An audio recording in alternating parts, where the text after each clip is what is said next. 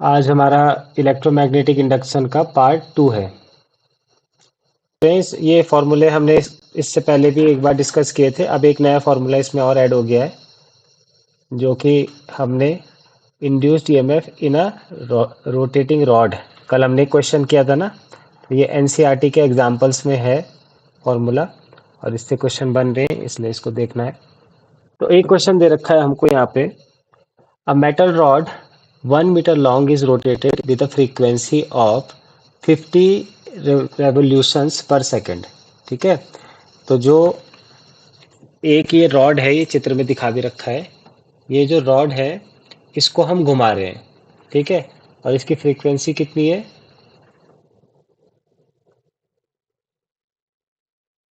Frequency कितनी दे रखी है? 50 रेवोल्यूशन पर सेकेंड।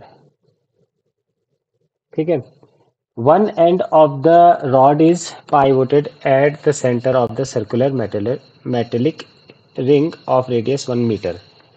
और इसको हमने क्या कर दिया है, एक सेंटर से जोड़ दिया है, और ये साइड में जो स्लाइड करेगी, ये इस रिंग पे स्लाइड करेगी, मतलब ये कांटेक्ट में रहेगी हमेशा इसके सरकमफेरेंस से। Rod rotates about an axis perpendicular to the plane of the ring and passing through its centre. ठीक है, तो ये इसी तरीके से घूम रही है, और रिंग पे ही घूम रही है एक तरीके से।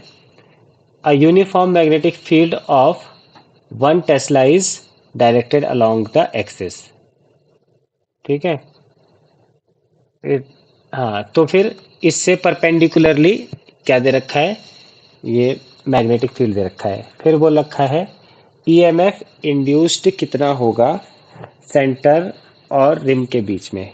तो वही केस है हमारे पास, एक रॉड है और रॉड को हम घुमा रहे हैं। ठीक है, और ये वाला जो एंड है, ये वाला हमेशा एक रिंग से टच में है। ठीक है, चारों ओर घूम रहा है।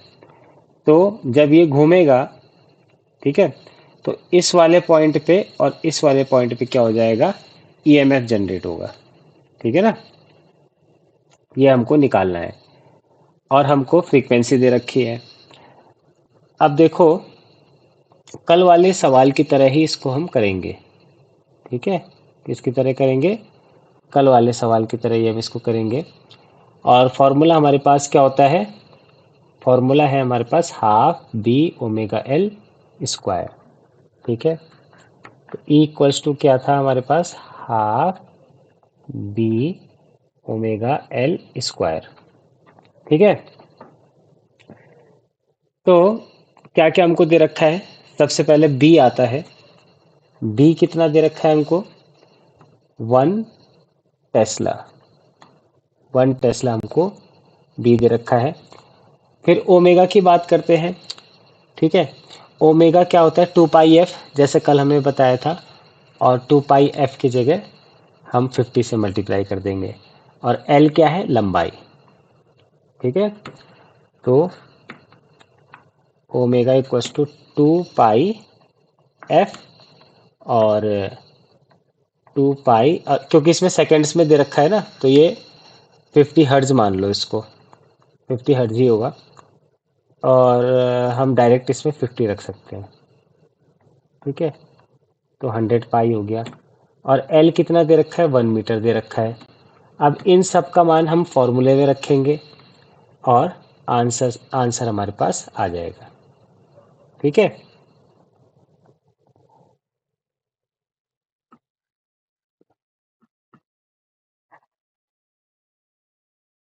रेडियन पर सेकेंड।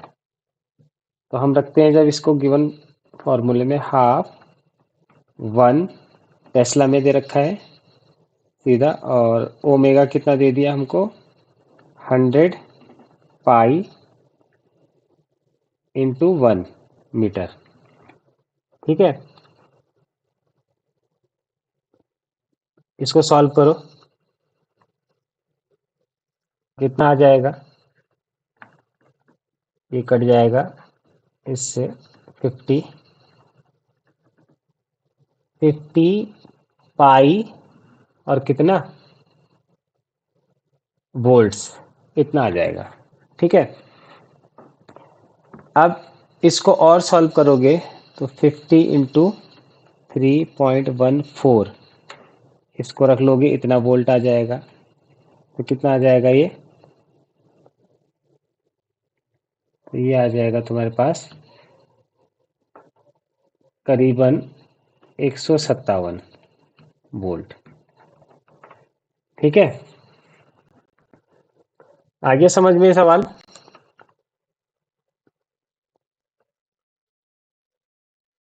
ठीक है, तो ये इस जो ये फॉर्मूला है, इस पे बेस कई सारे एग्जाम्पल दे रखे हैं, तो इस पे कई सारे सवाल भी आ जाएंगे, तो इसको ध्यान देना।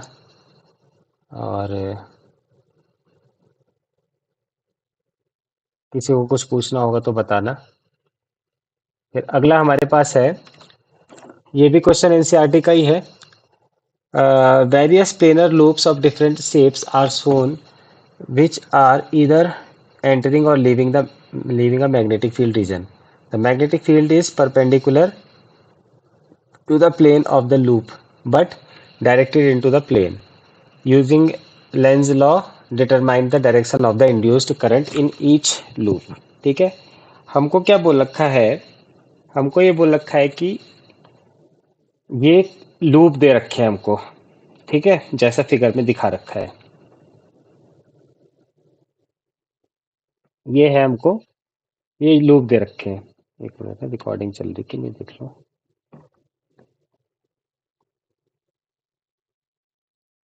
ठीक है,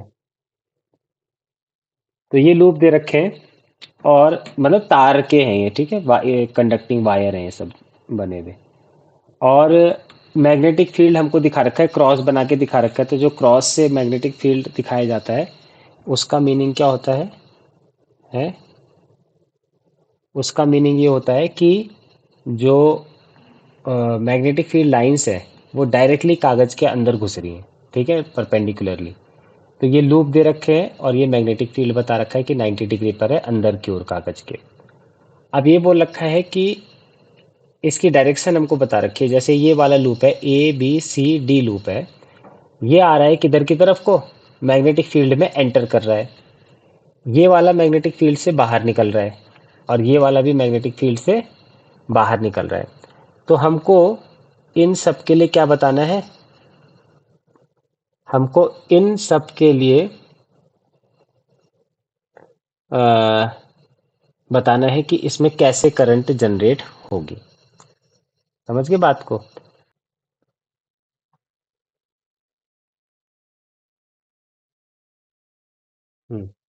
लेंज का नियम क्या कहता है कि करंट जिस कारण से उत्पन्न हो रही है उसी का क्या करती है? अपोज करती है। ठीक है, अब देखो, अगर ये लूप जो है, ये लूप इधर की ओर जा रहा है, तो इसमें number of magnetic field lines बढ़ रही है। कौन सी वाली? इनसाइड वाली। ठीक है, तो इसको क्या करना पड़ेगा? इस लूप को इन मैग्नेटिक फील्ड लाइंस का क्या करना पड़ेगा? विरोध करना पड़ेगा। ठीक है, तो ये ऐसे अपोज करेगी, ये जो कुंडली होगी ये ऐसे अपोज करेगी कि फ्लक्स को क्या किया जा सके? डिक्रीज किया जा सकते। ठीक है ना? समझ गए? अभी हम पोलैरिटी की बात नहीं कर रहे। पोलैरिटी में तो साउथ और नॉर्थ हम देखते हैं, है ना? अभी हम सिर्फ क्या देख रहे हैं? अभी हमको सिर्फ ये देखना है कि अपोज कैसे करेगी ये जो लाइन है, ये जो लूप है, वो कैसे अपोज करेगी। तो उसको फ्लक्स को डिक्रीज करना है। तो अगर उसके पास, उसके अंदर इस तरीके का मैग्नेटिक फील्ड बढ़ रहा है, तो वो घटाने के लिए क्या करेगी? है, वो घटाने के लिए इस तरीके का मैग्नेटिक फील्ड बनाएगी।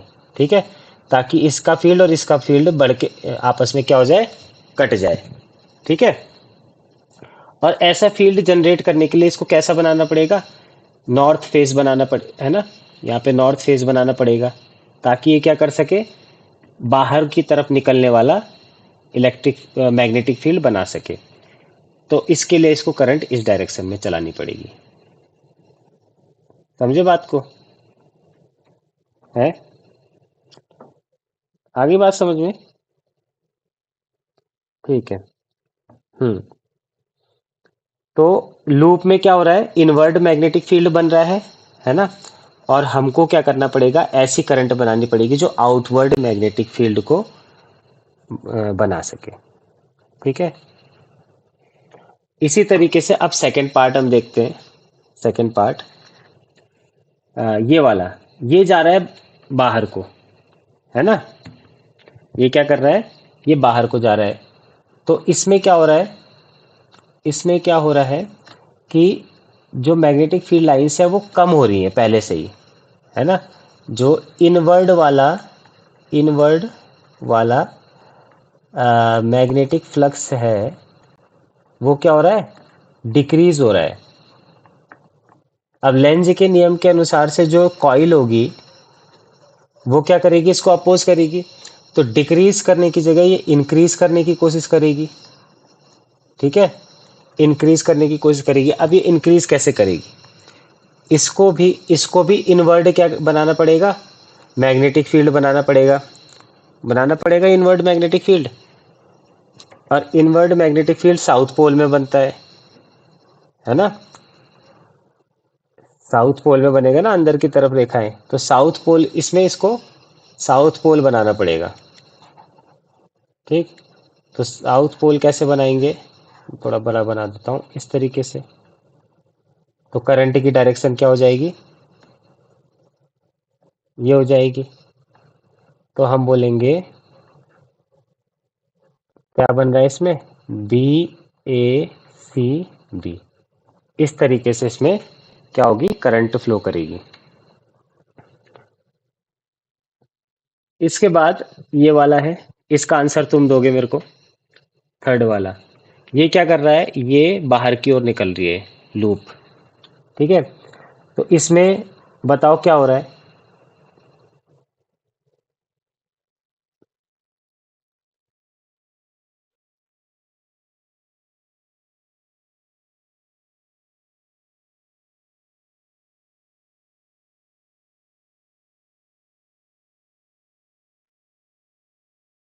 हम्म।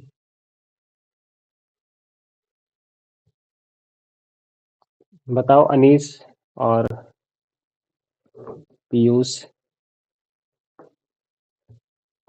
और शिवांश, क्वेश्चन समझ में आया क्या पूछ रहा हूँ मैं, आवाज आ रही है मेरी। हम्म। बताओ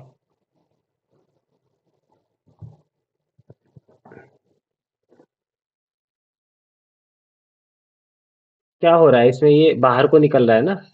तो इसमें फ्लक्स इंक्रीज हो रहा है कि घट रहा है, घट रहा है कि बढ़ रहा है फ्लक्स। फ्लक्स क्या है, फ्लक्स होता है number of magnetic field lines, ये होता है ना। हाँ घट रहा है, ठीक है, तो डिक्रीज हो रहा है। तो ये क्या करेगा, ये इंक्रीज करने की कोशिश करेगा कॉइल, लेंज के नियम के हिसाब से अपोज करेगा।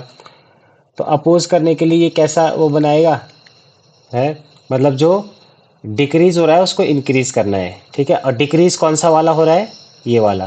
तो इंक्रीज करने के लिए भी कौन सा बनाना पड़ेगा, यही वाला बनाना पड़ेगा। तो इसमें भी इस तरीके से ही साउथ पोल बनाना पड़ेगा, क्योंकि साउथ पोल में ही इनवर्ड वाला, अंदर की ओर वाला जो मैग्नेटिक फील्ड होता है वो साउथ पोल में बनता है, ठीक है ना। और अगर बाहर की ओर निकलने वाला आउटवर्ड वाला बनाओगे तो नॉर्थ पोल में आएगा। तो इसमें भी साउथ पोल बनेगा, तो इसकी करंट की डायरेक्शन क्या बनेगी, D A B C D, ठीक है। आए समझ में, आगे बढ़े। अच्छा, अब हमारे पास है, ये भी एनसीईआरटी का क्वेश्चन है। To concentric circular coils, one of small radius r1 and other of large radius r2, such that r1 is very less than r2, are placed coaxially with the center coinciding. Obtain the mutual inductance of the arrangement. ठीक है। क्या बोल रहा है कि दो कुंडलियां हैं जिनका क्या है, संकेंद्रीय है, मतलब एक ही केंद्र, दोनों का केंद्र एक ही जगह है, ठीक है। मतलब अगर मैं कुंडली बनाऊं, संकेंद्रीय कुंडली कैसे बना सकता हूं, एक केंद्र ये है, एक केंद्र दूसरे का भी केंद्र यही है। ठीक है, ओरिएंटेशन चेंज किया जा सकता है। तो कॉन्सेंट्रिक है, एक स्मॉलर है, एक की रेडियस है r1, दूसरे की है r2, such that r1 is very very less than r2,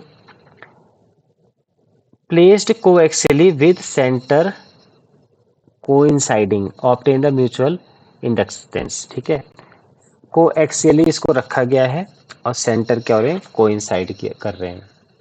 ठीक है, कोएक्सियली का मतलब है कि एक को ऐसे रखा है तो दूसरे को भी ऐसे रखा है। ठीक है ना, दोनों का एक्सिस सेम है। तो हमको क्या निकालना है, हमको निकालना है म्यूचुअल इंडक्टेंस। ठीक है ना, हिंदी में ही लिखा हुआ है, तुम इसको पढ़ सकते हो। अगर हिंदी में समझाना है हिंदी की भाषा के साथ में तो बताओ। समझ में आया सवाल? ठीक है, तो जो आउटर वाली कॉइल है ना, आउटर कॉइल है, उसके में हम मान लेते हैं कि I2 करंट बह रही है। ठीक है, I2 करंट बह रही है, इस वाले में I2 है, बाहर वाले में। और तो जो मैग्नेटिक फील्ड होगा at the centre of the coil, centre of coil B2, है ना। तो मैग्नेटिक फील्ड हम सेंटर ऑफ द कॉइल निकाल देते हैं, B2 बोल देते हैं इसका नाम, तो ये आ जाएगा म्यू नॉट I2 अपॉन, क्या होता है ये, म्यू नॉट I अपॉन ये होता है ना 2R, तो यहाँ पे R2 आ जाएगा। तो जो बाहर वाली कुंडली है उसके कारण ठीक सेंटर पे जो मैग्नेटिक फील्ड बनेगा वो इतना बनेगा। ठीक है, अब जो दूसरी भी है वो जो छोटी वाली कुंडली है ना, उसको भी कोएक्सियली रखा गया है। ठीक, तो हम ये कह सकते हैं, क्योंकि वो बहुत छोटी है तो हम कह सकते हैं कि इसमें जो मैग्नेटिक फील्ड है वो इसमें पूरे के पूरे B2 में सेम रहेगा फिर, क्योंकि बहुत छोटी है, ज़्यादा बड़ी है नहीं। तो हम जो पहली वाली छोटी वाली कॉइल में फ्लक्स बोल सकते हैं कि फ्लक्स कितना आ जाएगा, पाई R1 स्क्वायर और B2, मतलब BA होता है ना, फ्लक्स का मान होता है BA, तो एरिया इसका इतना हो गया और फ्लक्स इतना हो गया, वो मैग्नेटिक फील्ड इतना हो गया। ठीक है, अब B का मान रखते हैं, तो पाई R1 स्क्वायर और B हो गया mu naught I2 upon 2R2। ठीक है, इतना आ गया। इसको हम सॉल्व करते हैं, इसमें मैं थोड़ा सा इसको I2 को अलग से लिख देता हूँ, तो ये आ जाएगा mu not pi R1 square upon कितना, 2R2 और I2।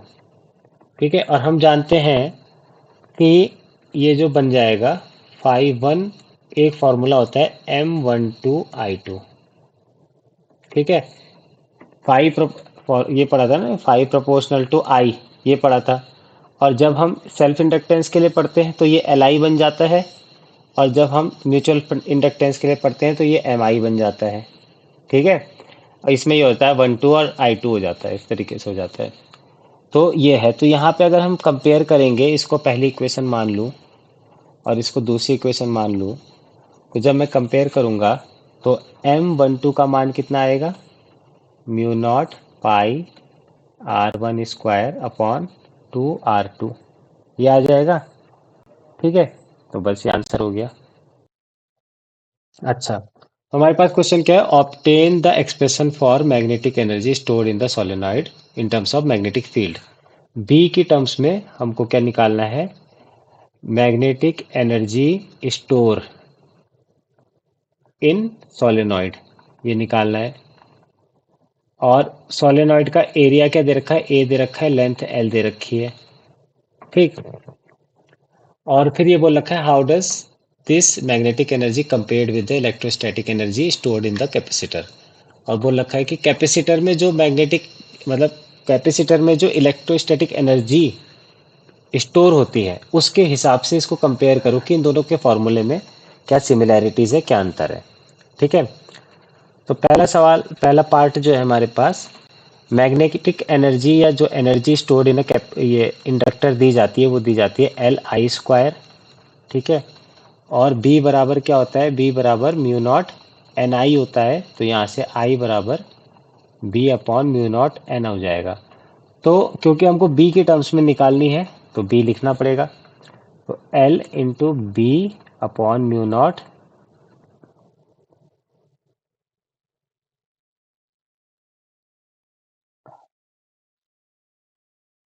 N square.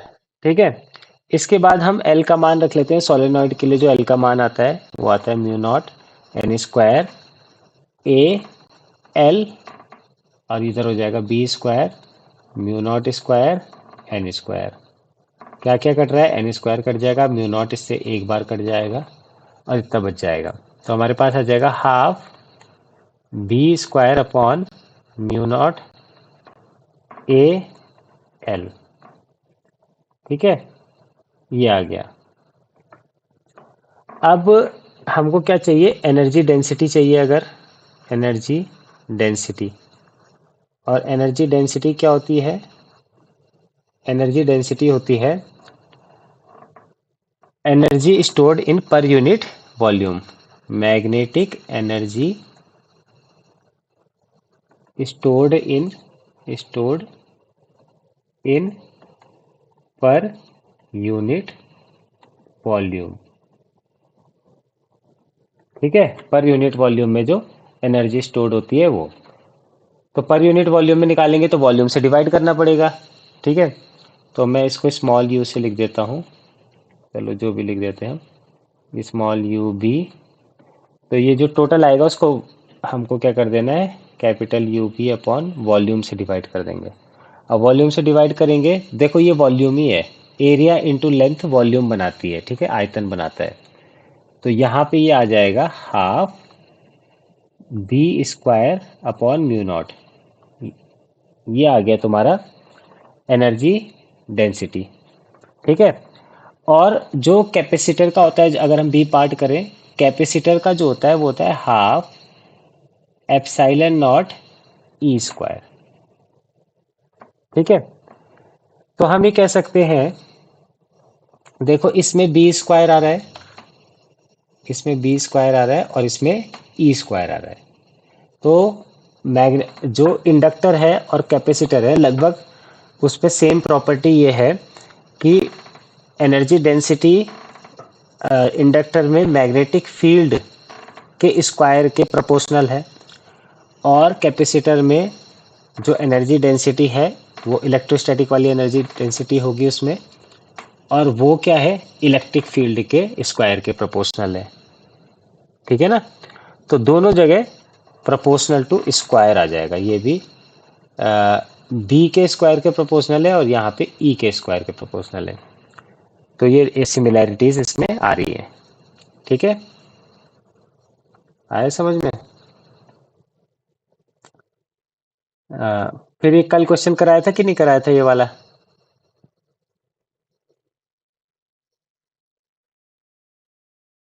बता देते हैं फिर।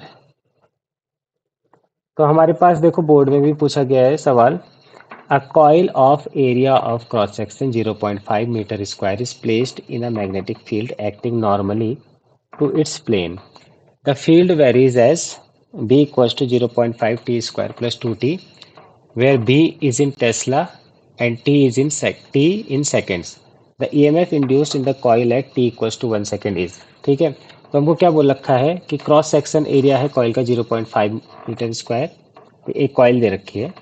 ठीक है, एक कॉइल दे रखी है और इसमें क्या दे रखा है अभी ये नहीं बता रखा है, इसमें नंबर ऑफ टर्न्स। ठीक है, तो बस मैंने अभी एक ही टर्न बना देता हूँ लो। ठीक है, एक कॉइल दे रखी है, इसका क्रॉस सेक्शन का एरिया दे रखा है 0.5 मीटर स्क्वायर, और इसमें क्या है, जो मैग्नेटिक फील्ड है उसका मान देखो समय के साथ में बदल रहा है। ठीक है, अब वो फिक्स नहीं है, चेंज हो रहा है, जो मैग्नेटिक फील्ड है ना वो चेंज हो रहा है, और अब टी के मान पे डिपेंड करेगा कितना चेंज हो रहा है, टेस्ला में दे रखा है।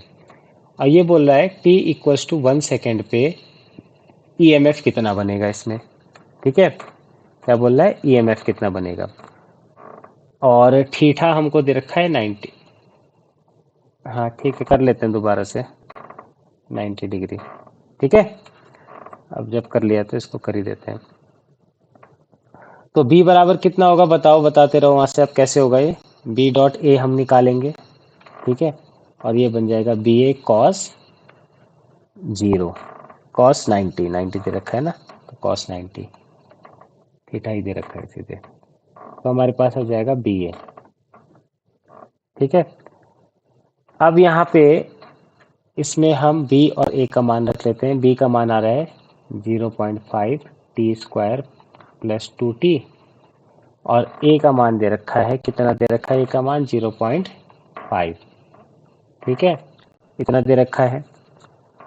इसको सॉल्व करोगे तो आ जाएगा 0.25 टी स्क्वायर प्लस, और ये आ जाएगा 1, यानी t आ जाएगा, सीधे t लिख देते हैं, 1.0 t लिख देते हैं, ठीक है। अब इंड्यूस्ड ईएमएफ क्या होता है, E equals to minus D phi by D T. एन के बारे में कुछ दे नहीं रखा तो एन बराबर 1 ले लेते हैं, और minus D by D T of 0.25 T square plus 1.0 T, ठीक है। अब इसको सॉल्व करोगे तो कितना आएगा, D by D T of T square निकालोगे तो 2 इंटू टी आ जाएगा, ठीक है। और ये D by D T of T निकालोगे तो 1 आ जाएगा। तो देखो यहाँ पे 0.25 तो पहले से ही है, और जब इसका डी बाई डी टी करोगे तो 2t आ जाएगा, और 2 को इससे मल्टीप्लाई करोगे तो 0.5 टी, ठीक है, 0.5 टी प्लस 1 ये आ जाएगा, ठीक है। अब क्या बोलते हैं कि क्या निकाल लो, इसका पॉजिटिव में ले लो मान बस सीधे से, और t इक्वल्स टू 1 पे ले लेना है, ठीक है। किस पे, इसको मैं इधर कर देता हूँ, t इक्वल्स टू 1 पर ये कितना आ जाएगा, 5 इंटू 1.5 इंटू 1 प्लस 1, तो कितना आ जाएगा 1.5 वोल्ट, 1.5 वोल्ट, ठीक है। ये इसका आंसर हो जाएगा, सी इसका राइट आंसर होगा। अगला क्वेश्चन है हमारे पास, a circular loop A of radius R carries a current I, ठीक है। एक लूप है जो कि आर करंट, जो कि आई करंट को ले जा रही है, और इसमें रेडियस है इसकी R. Another circular loop B of radius, इतनी इसकी रेडियस दे रखी है r/20, ठीक है, r/20 इसकी रेडियस दे रखी है, is placed concentrically in the plane of A, ठीक है, ए के प्लेन में ही दे रखी है। तो flux linked with the loop B is proportional to, तो कितना इसके जो फ्लक्स आएगा दूसरे वाली में जो लगेगा वो किसके प्रोपोर्शनल होगा, ठीक है, ये दे रखा है। तो इसका हम सॉल्यूशन देखते हैं। तो जो फ्लक्स होगा लिंक्ड विद बी, है ना, बी के साथ जुड़ा फ्लक्स। अब देखो फ्लक्स किसके कारण आएगा, करंट तो ए में बह रही है ना, करंट ए में बह रही है, तो जो मैग्नेटिक फील्ड है वो भी ए बनाएगा, ठीक है। तो मैग्नेटिक फील्ड कितना बनाएगा, जो ए बनाएगा, बी इक्वल्स टू होता है mu not I upon 2r। तो ये हो जाएगा, अगर मैं फाई बराबर लिख दूं बी ए, तो बी तो आ गया mu not I upon 2r, ठीक है। और जो एरिया है ना, अब क्योंकि एरिया आएगा सेकंड वाली कॉइल का, बी वाले का, तो पाई आर स्क्वायर होगा, और आर इसका कितना है, r/20, ये इसका रेडियस है। तो इतना आ जाएगा। तो पाई बराबर हो जाएगा तुम्हारे पास mu not I upon 2r pi r square upon 400। ठीक है, ये होगा 2r और r से r कट जाएगा। तो अब क्या बचा? अब बचा केवल r यहाँ पे, और हमसे पूछा गया है कि फाई जो है ये किसके प्रोपोर्शनल है, तो ये r के प्रोपोर्शनल है क्योंकि केवल यहाँ r बचा। ठीक है, तो आंसर कौन सा हो जाएगा? आंसर हो जाएगा ए वाला। समझ गए?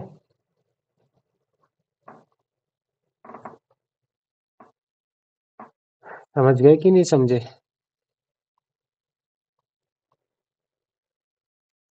अगला सवाल हमको दे रखा है क्वेश्चन नंबर, एक मिनट है, क्वेश्चन नंबर गलत हो रही है। तो ये हमारे पास है question, the current in the primary coil of a pair of coil changes from 7 to 3 ampere in 0.4 second. The mutual inductance between two coil is 0.5 Henry. The induced EMF in the secondary coil is,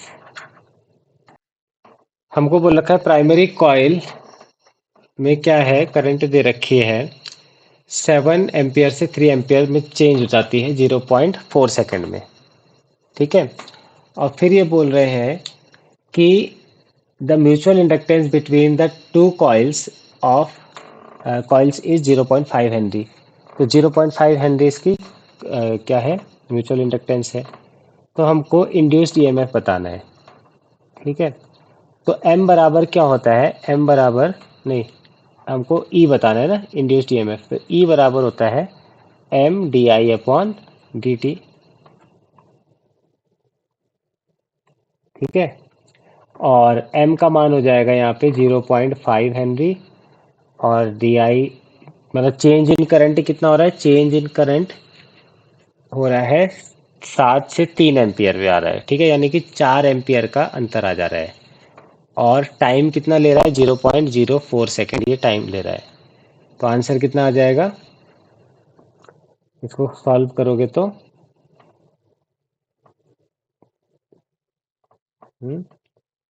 ये आ जाएगा तुम्हारा 50 volt. एक minute है,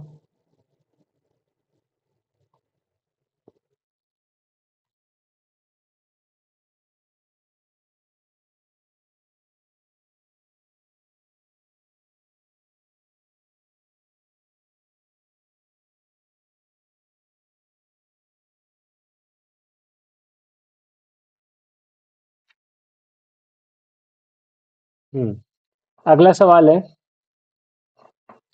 a coil of area 100 centimeter is kept at an angle of 30 degree with a magnetic field of 10 की power -1 Tesla. Magnetic field is reduced to 0 in 10 to the power -4 second. Induced EMF in the coil is, ये निकालना है हमको। ठीक है, तो ये भी बहुत सिंपल सा है। क्या पूछा गया है कि एक कॉइल है जिसका एरिया हो गया 100 सेंटीमीटर स्क्वायर, उसको 30 डिग्री पे रखा गया मैग्नेटिक फील्ड पे 10 की घात -1 टेस्ला का मैग्नेटिक फील्ड है, और मैग्नेटिक फील्ड रिड्यूस करके कहाँ 0 तक ले आया गया 10 की घात -4 सेकंड में। तो इंड्यूस्ड ईएमएफ कितना होगा?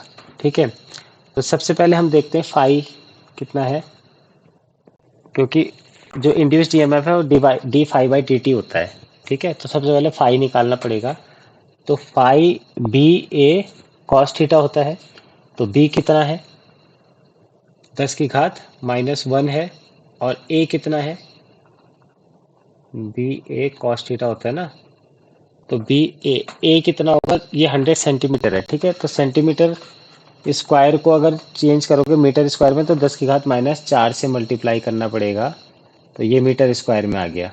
ठीक है, और फिर कॉस 30। ठीक है, कॉस 30 कितना होता है, अनीस बताएगा। तो जब हम इसको सॉल्व करेंगे तो ये आ जाएगा 10 की घात माइनस 10 की घात 5 तो ये हो गया, ठीक है, माइनस एक ये हो गया और माइनस 4 ये हो गया, 10 की घात माइनस 5 ये हो गया, और ये 2 से मल्टीप्लाई करेंगे तो 10 टू द पावर माइनस 3 बचेगा। और cos 30 जो है, cos 30 का मान आ जाएगा √3/2। ठीक है, अब इंड्यूस्ड ईएमएफ निकालोगे। इंड्यूस्ड ईएमएफ क्या होता है? इंड्यूस्ड ईएमएफ होगा -d∅/dt। ठीक है, तो जो हमारे पास क्या है, फाइनल इंड्यूस्ड ईएमएफ क्या है? Change in flux. Change in flux कितना है? चेंज इन फ्लक्स है, कहाँ से कहाँ तक लाया जा रहा है? जो मैग्नेटिक फील्ड है 10 की घात माइनस 1 से लेकर कहाँ तक? ये 0 तक चेंज कर दिया जा रहा है। ठीक है ना, ये है। तो five final minus five initial, ऐसे किया जाएगा। ठीक है, माइनस बाहर रख लो, कोई नहीं, और नीचे डेल टाइम टाइम। ठीक है ना, तो ये dy/dt लिखा हुआ था पर इसकी जरूरत नहीं है। हम कैसे लिख सकते हैं? यहाँ पे डेल के टर्म्स में लिख सकते हैं, del phi upon del T. तो ये हो यहाँ पे हम लिख लेंगे -0 है फाइनल वाला, और उससे पहले था हमारे पास 10 की घात -3 इंटू √3/2 अपॉन टाइम कितना दे रखा है? 10 की घात -4। ठीक है, अब देखो माइनस माइनस प्लस हो जाएगा, और ये इससे काटोगे तो नीचे बचेगा 10 की घात -1, और ये आ जाएगा √3/2 इंटू 10। ठीक है, √3/2 इंटू 10, और इसको सॉल्व करोगे तो ये आ जाएगा 5। तो आंसर आ जाएगा 5√3 वोल्ट। ठीक है,